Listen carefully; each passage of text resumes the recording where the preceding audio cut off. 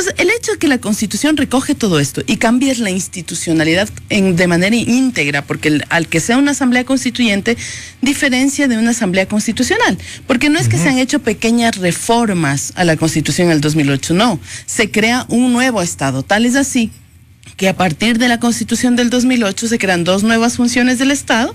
La de participación es una, la otra es la función electoral, y se crea toda una institucionalidad y un andamiaje relativo a estas nuevas dos funciones, pero también al reconocimiento de estos derechos que en su momento fueron recogidos en Montecristi.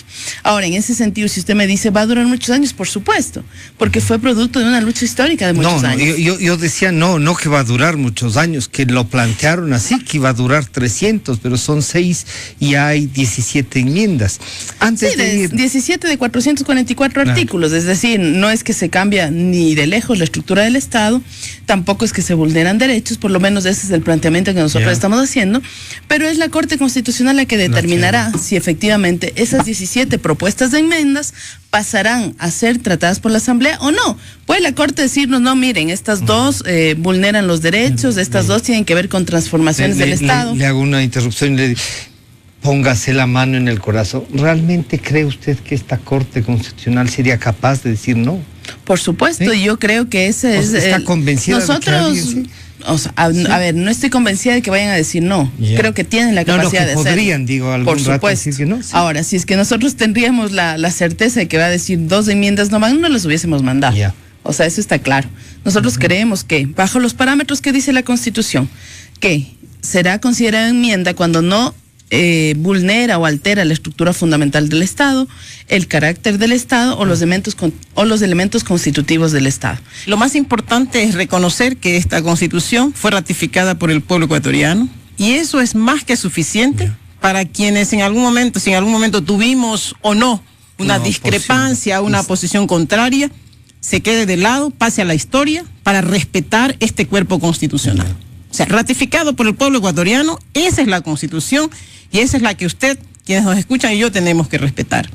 El 104 lo que le dice al ciudadano es, usted es el mandante, usted es el soberano, el poder radica en el pueblo, es el ejercicio de la democracia directa.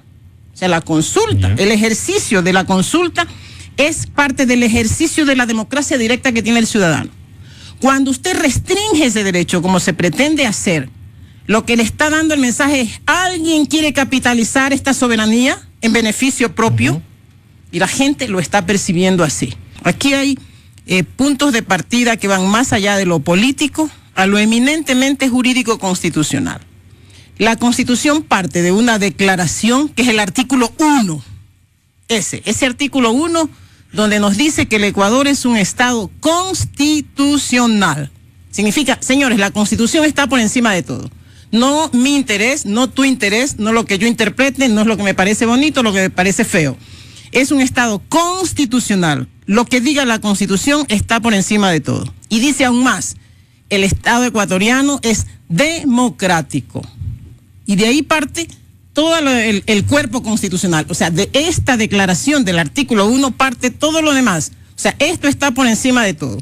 Lo constitucional, lo de derecho y otros temas que están por ahí de justicia y democrático está por encima de todo. Y como si eso fuera poco, el espíritu de los constituyentes, que siempre dice que cuando hay que hablar de la Constitución también hay que referirse al espíritu de los constituyentes, el espíritu de los constituyentes, cuando se definieron principios de aplicación de los derechos, principios de aplicación de las garantías, es que esta Constitución, y María José lo sabe porque lo han declarado 1000 veces, es una Constitución garantista. Y hemos demostrado hasta la saciedad en el amicus curiae que presentamos en la Corte y en nuestra presentación en audiencia el pasado jueves, por qué este pedido afecta la estructura del Estado, afecta esta declaración básica del artículo 1 y afecta y restringe derechos y restringe garantías y que por lo tanto está afectando de manera directa a esta Constitución garantista y a este Estado constitucional de derechos. Si es que la persona tiene posibilidad de ser candidato o no, no significa que va a haber una perennización en el poder. Ese es un discurso realmente inadecuado y además que ciertamente no responde a la verdad. Tuvimos candidatos a la reelección no fueron reelectos. ¿Por qué? Porque el pueblo es el mandante y el pueblo decide, esta persona se reelige, esta persona no se reelige. Hay muchos casos en América Latina donde podemos ejemplificar esto, donde candidatos a la presidencia nuevamente de la República de algunos países no fueron reelectos porque el pueblo decidió que no. Entonces no se puede decir que la posibilidad de ser candidato es efectivamente la reelección indefinida.